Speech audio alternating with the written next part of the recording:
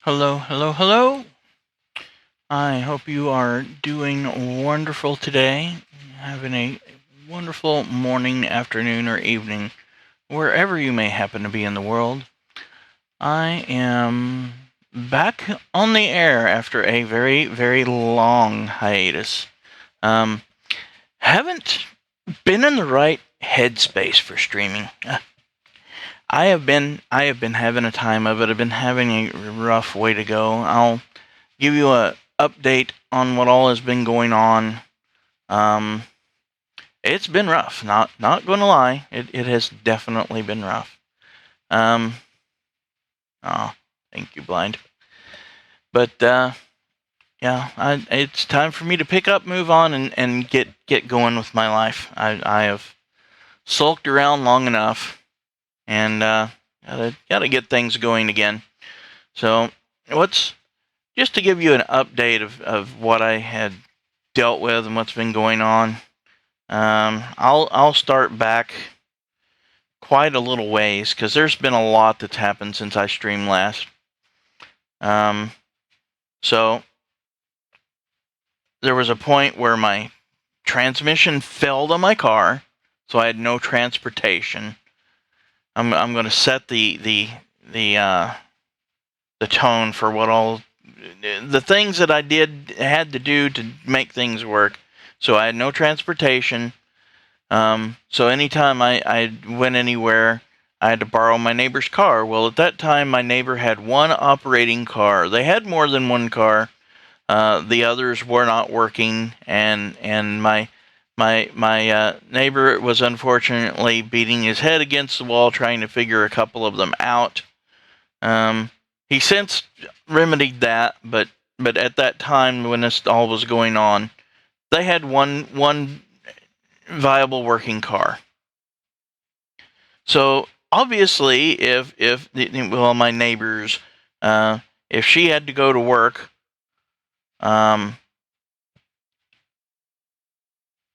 obviously she had to take the car. If he had to go get he's also working on other people's cars and doing other jobs. So if he needed to go get parts or get stuff or pick up the kids from school, obviously he needed to use the car for that. So there were only certain times when I would even be able to use their car at all because they need it and they have to have it, and that's understandable. So back then, my mom was not doing great. She was steadily declining and getting worse. It got to the point where she was starting to not recognize who I even was, not realize where she was. She couldn't stand up on her own anymore. I was having to help her get in a wheelchair and wheel her around to the bathroom and help her stand long enough to mess with clothing to do all that. I'm not going to go into a lot of detail there. I'm sure you can figure it out. And then of course get her back in the wheelchair and get her back in there to where she'd lay down. She couldn't sit up on her own. I had to help prop her up.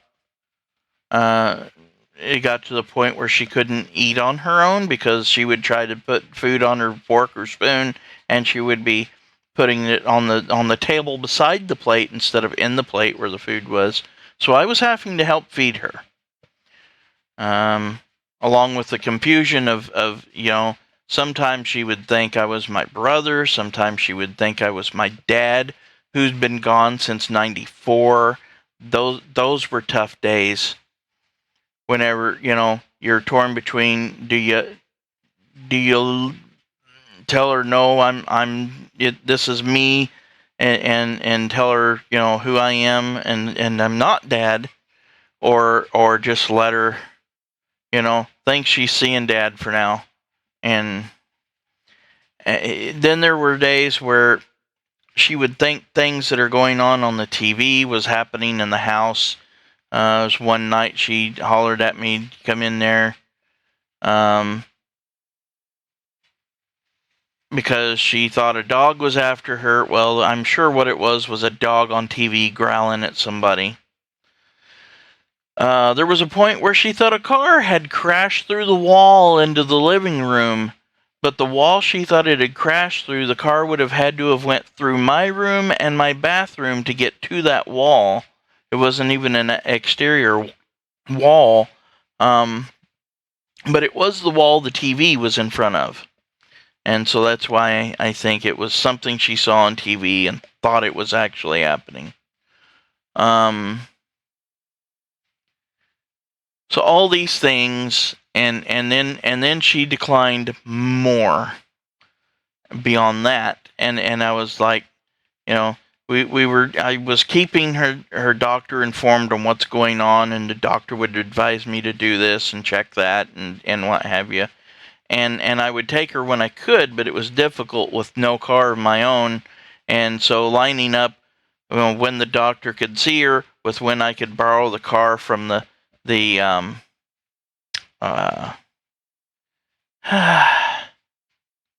from the neighbors, or there was a lady that come to clean the house to help assist with that, and usually that was my day that I could, she would come in for 3 hours twice a week, and that was my time when I could, because I couldn't leave the house with Mom here unattended at all, because you never knew what she was going to try to do, or she would constantly try to get up on her own and walk when she couldn't, because she'd forget that she couldn't, and you'd find her in the floor. So I couldn't leave her, and so when the lady would come in, I would be like, okay, she's asleep, you're here to clean. While you're here, I'm going to go and get something to eat and go out to the park and sit, maybe get a few of the groceries that I need, and then come back home before you leave. That was my chance a couple of times a week to be able to leave the house. Well, that was fine when the car was running, but remember I said the car quit running. The transmission failed. So then I couldn't even do that. But what we did do was she could, when she was here, sometimes we would set up a doctor's appointment for when she was going to be here, so she could take Mom to the doctor. And the unfortunate thing with that is the way this stuff was set up, I couldn't ride with them. Something about insurance or something or other, that it would only cover the client, and I wasn't the client. I don't know. It's stupid. But anyway. So, as far as knowing what the doctor had told Mom, have no clue, because Mom would forget most of it by the time she got back home. But the doctor would be able to run tests and ask her questions and what have you, and somewhat get an idea of what's going on. Well, fast forward to the point where she got to where she just really wasn't very responsive at all. She wasn't talking to me anymore. When she did talk, she thought she was in a facility and thought I was one of the workers there. And just wouldn't hardly even respond to me when I'd talk to her. And at that point, I'm like, okay, it's just time to take her to the emergency room. And I can't call an ambulance. They'll take her to the hospital. It's here, not to the one where her primary doctor is. So I was like, going over to the neighbors, hey, can I borrow your car to take Mom to the emergency room? Because she's not right. This is way worse than it's been being. And they was like, yes, that's fine. Now, the hospital there was a 15-minute drive away. So if I had to stay there for a while, and Mom was going to be there for a while, it was a 15-minute drive for me to come back, bring them their car, let them do anything they needed to do, and then go back to the hospital. So that wasn't too bad. Could get them their car conceivably if they absolutely needed it, like to go pick up their kid from school or whatever. But they when we took her to the hospital and to the emergency room, they looked at her and went, "Oh yeah, she needs to be watched and observed and test run and why is that dinging? Stop that." Okay, I'm just gonna unplug you and do this. Doesn't charge as well, but it'll have to do. I don't want it to be dinging. Anyway, so at that point, they're like, okay, she needs to be admitted to the hospital. We have no beds available. And so they had to actually transfer her to Deaconess Hospital. Well, Deaconess is in another state. I can't go to Deaconess Hospital. I have no car of my own. And my neighbors, I can't drive their car that far away because I need to be able to bring it back to them for them to use. So that leaves me with no transportation to go to see my mom at another hospital that's out of state. So we'll fast forward a week of her being there. I'm not being able to go there. I'm calling the nurses station and, every day, "Hey, how's mom doing?" And the nurses were like, "Oh yeah, she's improving. Things are better. She's a little more talkative now. She's talking to us. She seems a little confused on where she is, but that's understandable because she's been moved around a lot and stuff, and then changed rooms and so yeah, but considering the state from what you was telling us whenever she came here over the phone, it's understandable she'd be a little confused about where she's at. That's not as big a deal, but they actually, she did manage to and I did tell them, hey, she's going to have help getting something to drink, getting something to eat, and they was like, yeah, if we give her a small cup, she can drink on her own. She is having to have help eating. She's not eating a lot. And she has issues with her stomach that's been ongoing for a long time. So, and they was dealing with that. Well, so a week of that, and then I get a call from an admin there saying, "Hey, we've seen the cases like this before. We think that you should probably call hospice and have her taken to a hospice care facility." And I'm like, whoa, wait a minute. Your nurses are telling me, oh, hey, yeah, and the doctor that's there is telling me, oh, yeah, it's fine. She's improving. She's doing better. And then out of the blue, I get this, where you're basically telling me, give up on my mom, put her somewhere where hospice can take care of her until she dies. What the heck? Well, they was like, yeah, but we're seeing, we've seen before, and we really think that it's best to. And at that point, I'm thinking, yeah, she's been in there for a week. You don't want to have to. You're struggling to keep rooms going, and you need a room open, and you're just trying to get rid of her at this point. It's what I'm thinking in my head. And so I'm like, okay, well, let's not give up on my mom just yet, because they had been telling me she's been improving. Well, yeah, but, whenever you have cases like this, and I'm like, is she improving or is she not improving? Well, I mean, yeah, she's improving, but, and I'm like, no, but. She's either improving or she's not improving. If she's improving, let's continue to do things to try to bring her health back up and get her to where she's mentally somewhat stable, and then see what we can do to strengthen her up where she can at least, if we can get her where she can at least stand on her own, and sit up on her own again, because she had got to where she was so weak she couldn't do that. And let's just not give up on my mom yet. And it was like, yeah, okay, we'll try another 3 days and see what happens and how she does and what have you. And so then another 3 days go by, and she's like, yeah, she's improved a little more. She actually ate on her own. She's drinking more water now, and that's helping things. Only, she was having fluid buildup in her heart, which she's dealt with around her heart, which she's dealt with for a long time. She takes fluid pills for that. But then they were worried about her kidneys and the numbers from her kidneys, and was wanting to not give her the fluid stuff because her kidneys were having a hard time. So it was like, do you do this, it's hard on the kidneys. You do that, it's hard on the heart. Which way do you go? And that was part of their concerns, which they finally managed to, once they got the other health issues taken care of, it improved both of those. So, and then it's like, okay, well,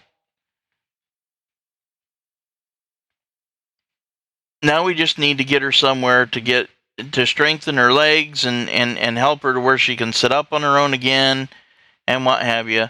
And they was like, okay, we'll see if we can find a place available. Well, and is there somewhere where you'd prefer? And I did some searching, found a couple of places that are here in town. So guess what?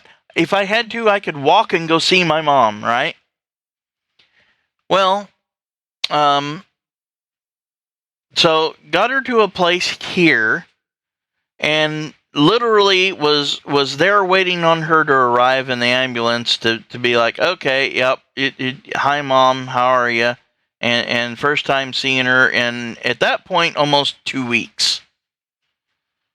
And she seemed to recognize me and actually know who I was, and things had improved. I'm like, oh, good.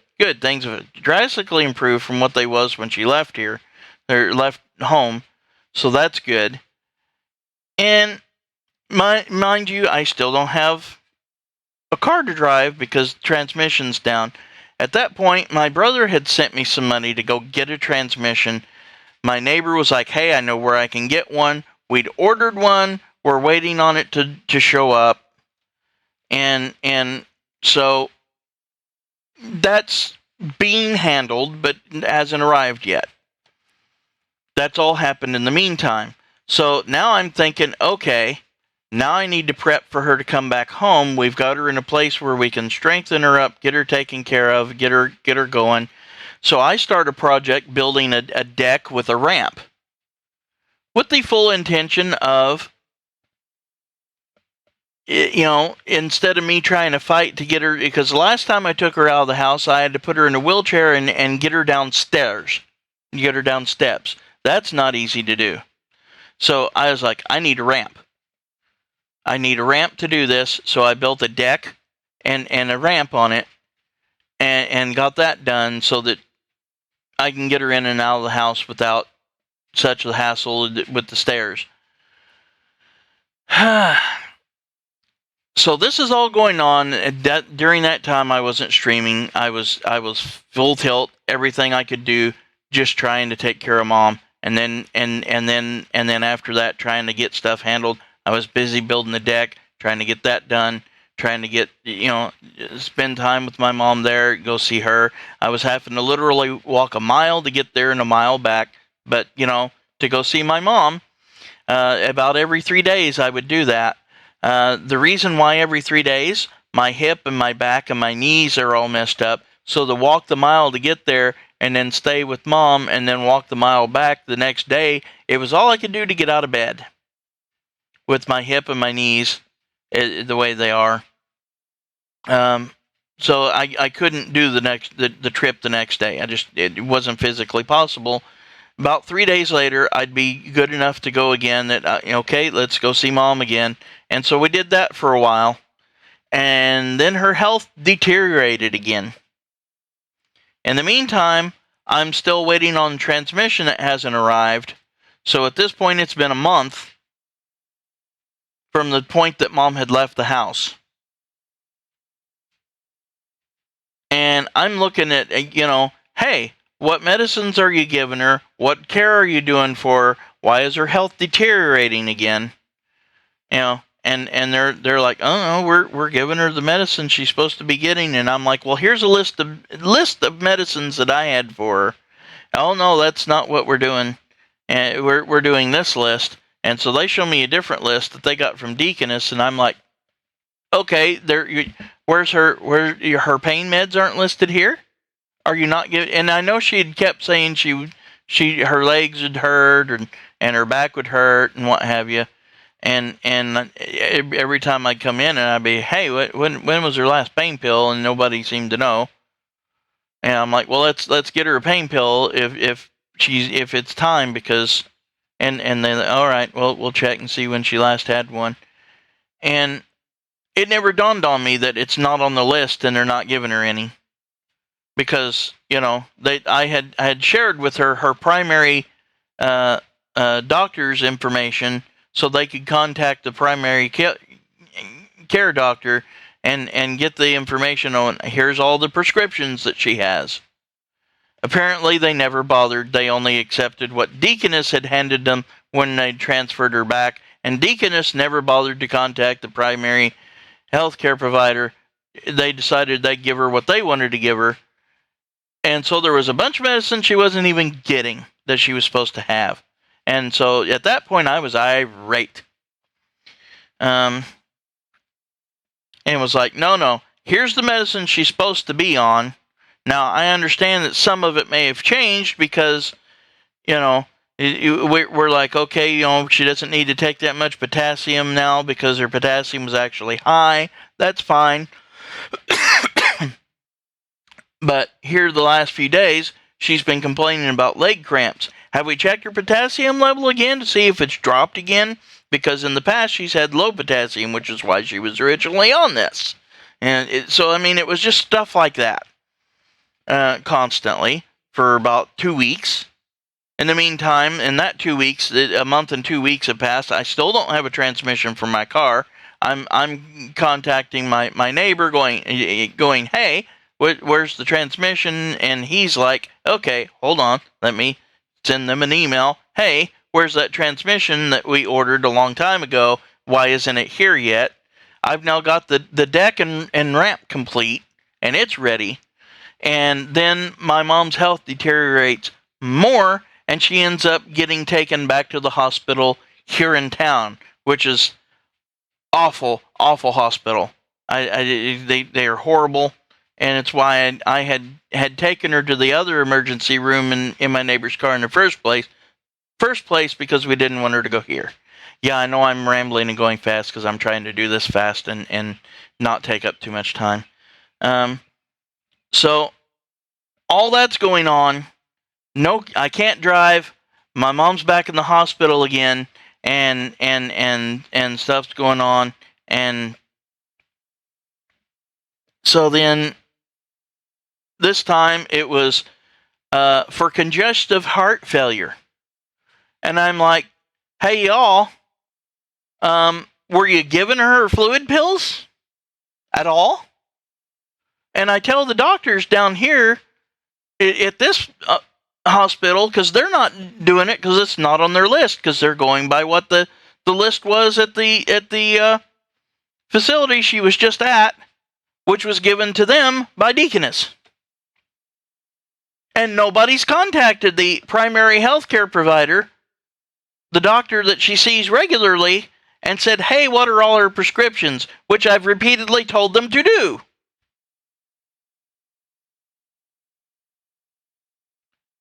So at this point, I'm like, hey, here's a list of her medicine that she was taking before she went to Deaconess, before she went to this healthcare facility.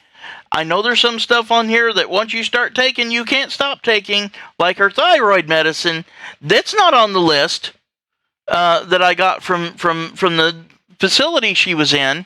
And I know you're not supposed to just stop taking that. There's some other medicines here that the amounts have changed. That's fine. I understand that they're adjusting medicine, but there's some stuff here that she should have been taking that's just not even on the list, including her fluid medicine that is not on the list at all. And she gets fluid around her heart and it builds up, and she's been taking this for years, and all of a sudden they're like, oh no, we don't want to give her that no more. Or didn't know she was taking it to begin with. I don't know which. And he's like, oh, she's been on that. And it's not on this list. Let's give her some of that and see if that helps. Yep, sure enough. Oh, wow. She hadn't been going to the bathroom a lot. All of a sudden, she's using the bathroom a lot because there's a lot of fluid buildup. We've given her medicine for the fluid buildup. And so that's what the heck. So at that point, the doctor that's at the emergency room here at this hospital finally contacts the doctor at the other hospital where she normally goes, and it's like, hey, I need to confirm some of these meds with you and see what's going on, because they haven't been giving her some of these, and they've changed some of them. And the changes, for the most part, she was like, yeah, that's probably fine. The medicines that they was like, nope, you can't have those. She was like, no. There's reasons she's on those, and she has to continue taking them, or it's going to cause issues, like what we just had.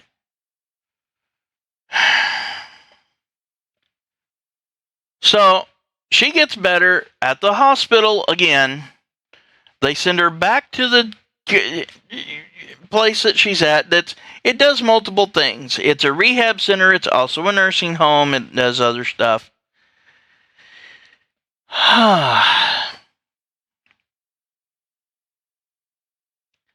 So they take her back there. Here's her new list. Use this list because this has got all the meds that she's supposed to be taking. So they finally got her meds straightened out. Now understand, that was Deaconess's fault, not the healthcare facility's fault, with the exception of they didn't contact the doctor I told them to contact. That the nurses that work there can't do that. It has to be the doctor, it has to be the resident doctor that's over that facility to do that. The nurses can only give her the medicines that are on her list provided to them. So that's not the nurse's fault. That's the doctor in residence's fault for not having followed through. By the way, I never once got to talk to that doctor. They were always magically gone doing something every time I wanted to try.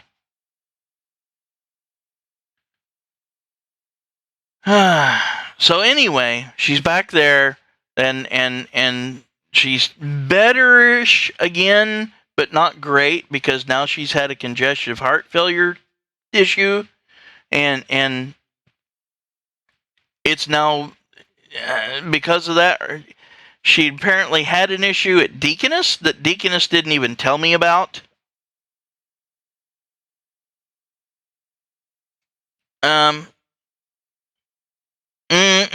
No. I've already talked to people, and they're like, nope, they can't. The one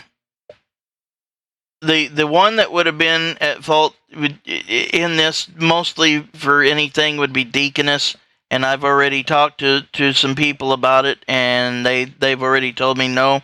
Unfortunately, I don't have a leg to stand on.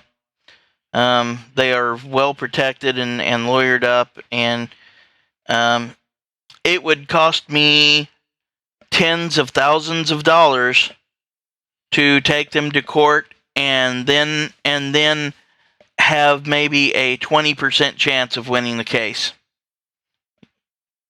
So yeah, they advised me that it would not go well for me to do so. I agree but you know, with me not being able to yeah, I mean it's just the way it is. Well, then she went back to the facility with now the correct list of meds. The nurses are like, okay, yes, we now have the proper list, and we can give her these and how they're prescribed, and they do so, and she's all right for a while. She's improving. She's doing better. I'm doing stuff at the house, trying to prep for her to come home, and then her health takes another turn for the worse. And this has nothing to do with the facility. It has nothing to do with what med she's on.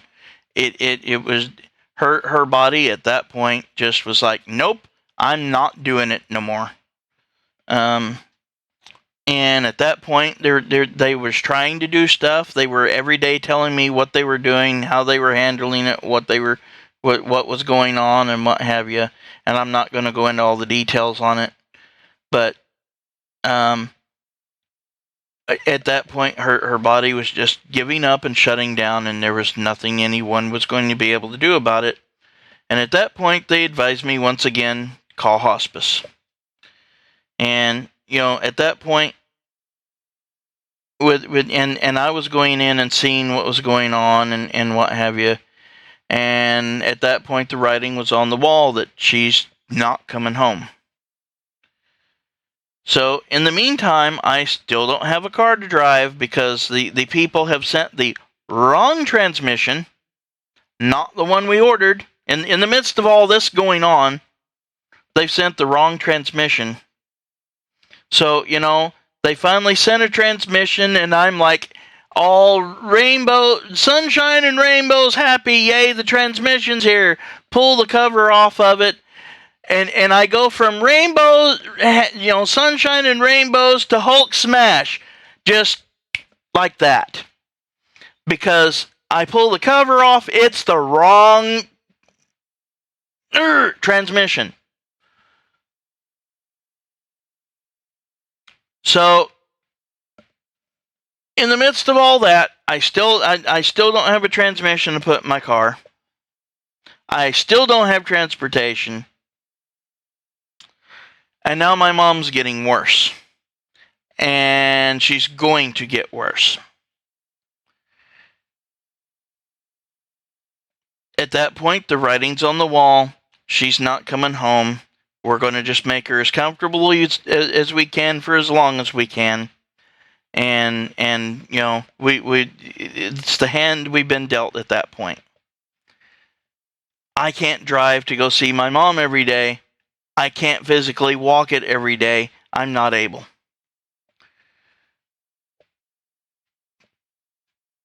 Sometimes my neighbors would give me a ride, and I'd go down there and visit Mom, and then I'd call them, hey, whenever you're able to, come pick me up, and they'd bring me back home.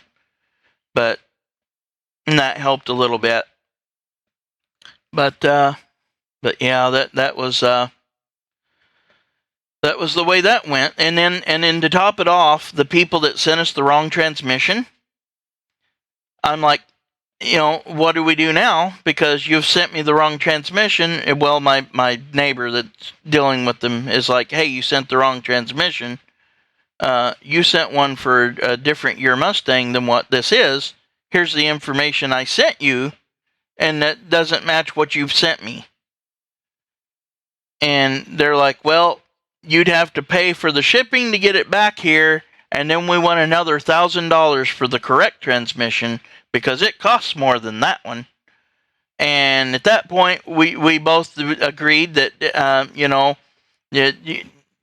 you told them where they could stick their transmission, and my neighbor went somewhere else, drove 2.5 hours to somebody that had a shop, and thought he had found the correct transmission. Well, he brought it back, paid money out of his own pocket, by the way, to do this. Got it here, got my transmission out, put that one in, and then it didn't work. It was also broken.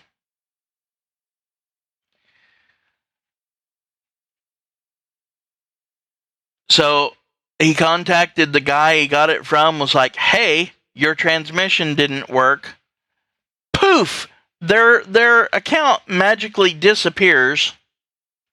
Can't get a hold of them, can't talk to them. They had told him that if it didn't work, he could get his money back, just bring it back and they'd refund him. Well, when they got contacted that, hey, it didn't work, where'd their account go? What happened? I can't get a hold of them to contact them because they says their account doesn't exist. So, I'm like, well, at this point, I just drive down there with it and be like, buddy, I told you it didn't work. Here I am. Here's your transmission that don't work. Give me my money back. And, he hasn't done that yet, but if he decides to do that, I'll go with him, and yeah, we'll cross what happens on that bridge when we get to that bridge. But in the meantime, I was like, I've had enough of this. I got to have a car to drive. And so I make the decision that I'm just going to order one from O'Reilly's and just order a brand new one. Well, that's $3,300, I think I ended up was going to have to spend on that. Well, in the meantime, with that going on, so at this point, another month has went by, dealing with trying to get that other transmission, it not working, getting it back out, and then ordering a transmission from O'Reilly's and waiting on it to arrive. No,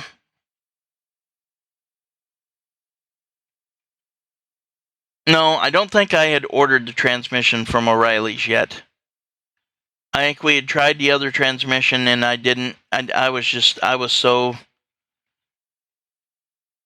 At that point, I was like, yes, we got a transmission, put it in the car, and then it didn't work, and I was just out of it. I think it was another 2 or 3 weeks after that I actually was like, okay, I have to have a car, and ordered a transmission. Well, at any rate, amongst all of that going on January the 10th, my mom finally passed away. At that point, we had known it was coming. And didn't make it hurt any less, but okay, yeah, you can go bye-bye.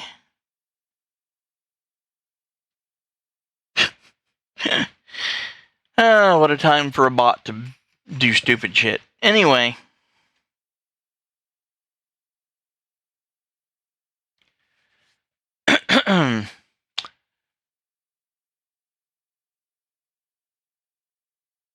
We knew it was coming, knew it was going to happen. So here I am with a house I had done a bunch of work to and tried to prep and get it ready. Get it a little more wheelchair friendly. Move stuff around in the house to get it more wheelchair friendly.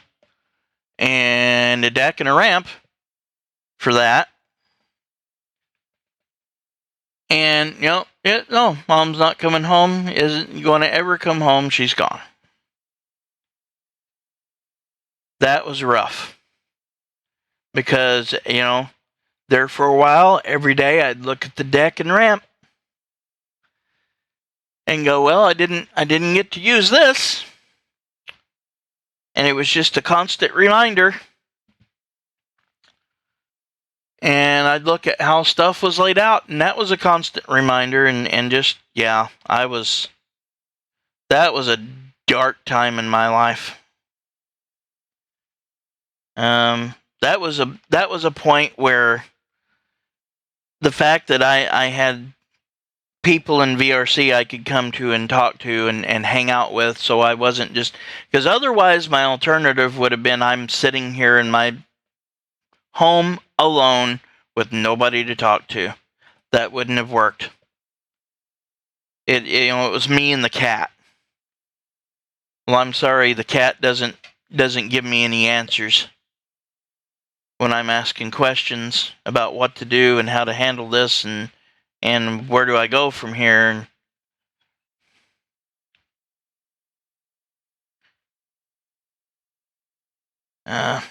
So I had some friends on VRC that helped me through that immensely, because I'm not sure I would be around right now if I didn't have that, to be honest.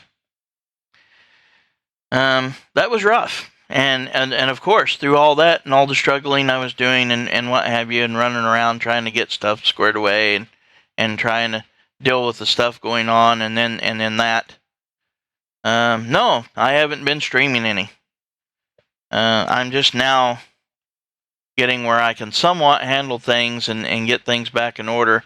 And well, now here's the other thing that I of course there was a little bit of life insurance, so that paid for the cost for having mom cremated, few bills and odds and ends, and then I've been living on that for a little bit. But it was a little bit of health or a little bit of life insurance, not a lot of life insurance, and so I'm having to watch that money a little bit while I'm trying to find income coming in to be able to. And right now, I'm not finding any jobs. And with my hip and legs and stuff the way they are, I'm probably not going to find jobs that I can do. I was hoping to land a job maybe delivering groceries for Walmart, because most of that is me in my car driving to where it goes and then hopping out of the car long enough to get the groceries on their porch or steps or whatever, and then back in my car and driving again. So that I could probably do. But haven't been able to land that job. Haven't been able to find any desk jobs where I can sit at a desk. Haven't been able to find any at-home work jobs. The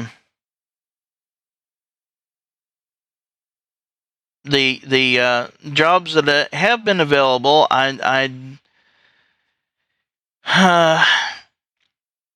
one was an option to drive a big rig.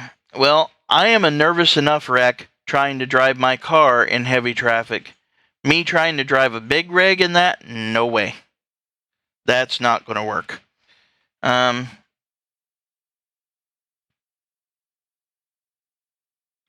So I can't do that. I would be an absolute wreck trying to do it, and probably cause a wreck trying to do it. So at this point, what I'm looking at is trying to see if I can get. We're thinking of making a game development or making an app with a group you trust. If I knew how to do any of that, that'd be great. I have absolutely no knowledge whatsoever on how to do any of that stuff. Absolutely zero.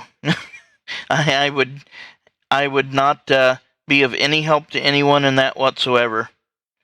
I am not tech literate at all.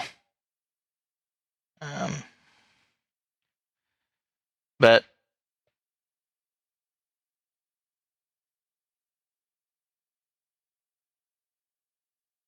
I appreciate that. But right now, my plan is to see if I can qualify for disability, because I mean, the way my hip and legs are, I can't walk more than probably 500 feet, and I'm starting to look for a place to sit down, because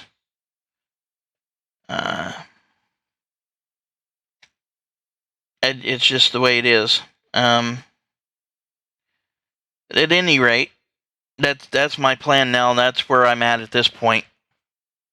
So that's my update on what's going on and where I've been and why I haven't been streaming. I know that sounds absolutely horrible, and it has been horrible, but understand that the fact that I've had some friends online in VRC, and that I can go and get in the VR chat and not be alone has helped me through that immensely. So I've not had to handle this alone. That's helped me through it.